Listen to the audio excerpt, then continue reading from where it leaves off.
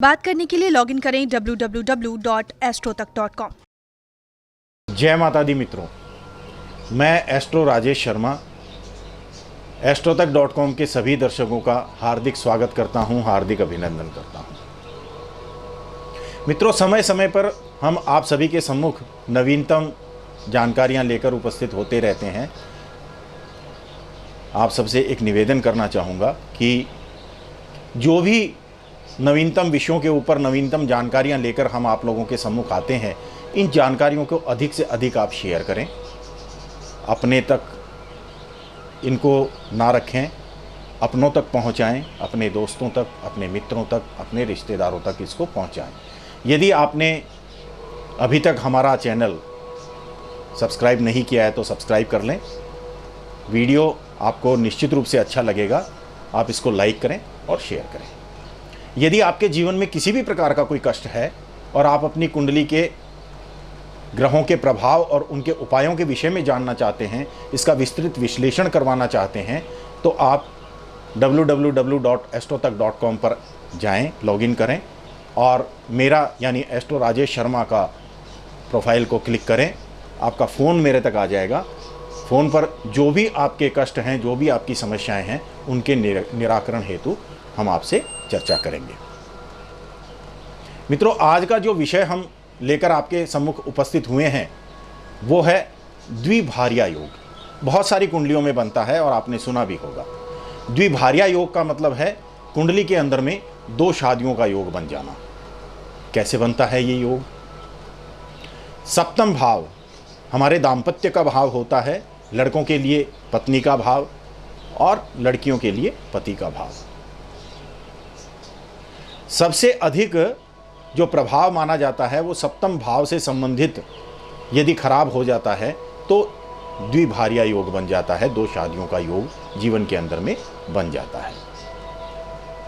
किन किन परिस्थितियों में ये द्विभार्या योग बनता है, आइए जानते हैं। सप्तम भाव का स्वामी जो भी हमारा होता है वो यदि त्रिक भाव में बैठ जाए। त्रिक भाव कौन होते हैं? छठा घर, आठवां घर और 12वां घर। ये तीनों जो भाव होते हैं ये त्रिक भाव की संज्ञा में आते हैं। यदि सप्तमेश, सप्तम भाव का स्वामी छठे, आठवें, 12वें में बैठ जाता है तो द्विभार्या योग का निर्माण कर देता है। यदि सप्तम भाव का स्वामी अपने घर से 12वें बैठेगा तो विशेष रूप से ये पीड़ादायक होगा। अपने घर से 12वें यानी कुंडली का छठा भाव। और यदि अपने घर से अष्टम बैठ जाता है यानी ये हुआ कुंडली का दूसरा भाव। सप्तम भाव का स्वामी यदि अपने घर से 8वें बैठता है तो भी कष्टकारक होता है। अष्टम से अष्टम बैठता है तो भी कष्टकारक होता है। और कुछ परिस्थितियां ऐसी होती हैं जैसे सप्तम भाव का अत्यधिक पीड़ित होना, यानी सप्तम भाव के ऊपर एक से अधिक पापक ग्रहों का प्रभाव होना। मंगल, शनि, राहु, केतु, इनमें से कोई भी ग्रह यदि सप्तम भाव में बैठे हों और दूसरे किसी ग्रह की, पापक ग्रह की इसके ऊपर दृष्टि आ जाए तो ये अत्यधिक पीड़ित माना जाता है। यानी दो पापक ग्रहों से पीड़ित सप्तम भाव जब होता है तब भी वैवाहिक जीवन में कलह का वातावरण रहता है।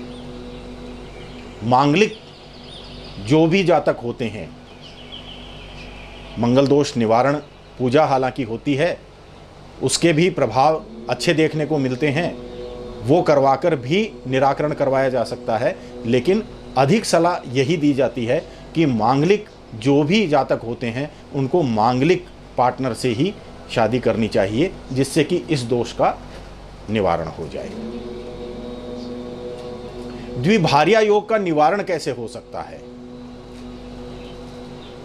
आप लोगों ने बहुत बार सुना होगा कि लड़की के विष्णु विवाह करवाने के लिए या कुंभ विवाह करवाने के लिए किसी एस्ट्रोलॉजर ने आपको सजेस्ट किया है, सलाह दी है, और बहुत सारे लोग करवाते भी हैं। इसका अगर पूर्ण रूपेण प्रभाव देखें और इसका लॉजिक को समझें तो क्या लॉजिक है?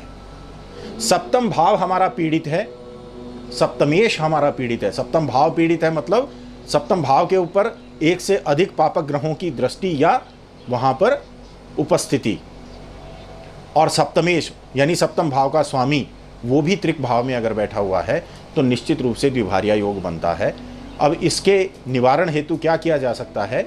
यदि जातक या जातिका जिसके द्विभार्या योग बना हुआ है उसकी एक शादी पहले ही करवा दी जाए, सिंबॉलिक शादी। जैसे विष्णु विवाह में भगवान श्री कृष्ण से लड़की की शादी करवा दी जाती है और भगवान श्री कृष्ण को वो लड़की अपने पति स्वरूप मानकर जीवन के अंदर में नित्य प्रति उनकी आराधना करनी शुरू कर देती है, तो जीवन के अंदर दो शादियों का योग जो होता है वो समाप्त हो जाता है। इसका लॉजिक क्या है?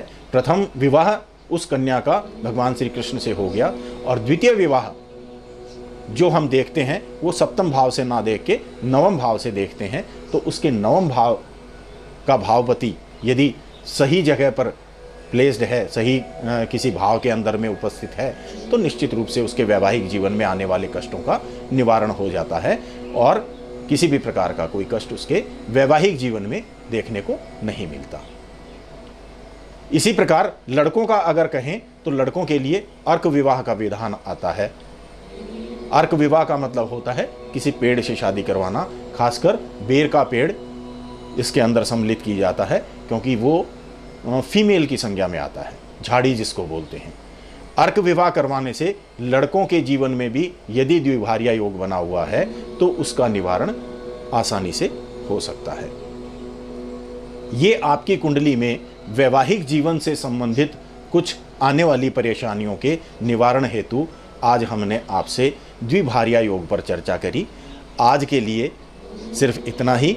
अगली नवीनतम जानकारी लेकर हम शीघ्र ही आप लोगों के सम्मुख उपस्थित होंगे। जय माता दी।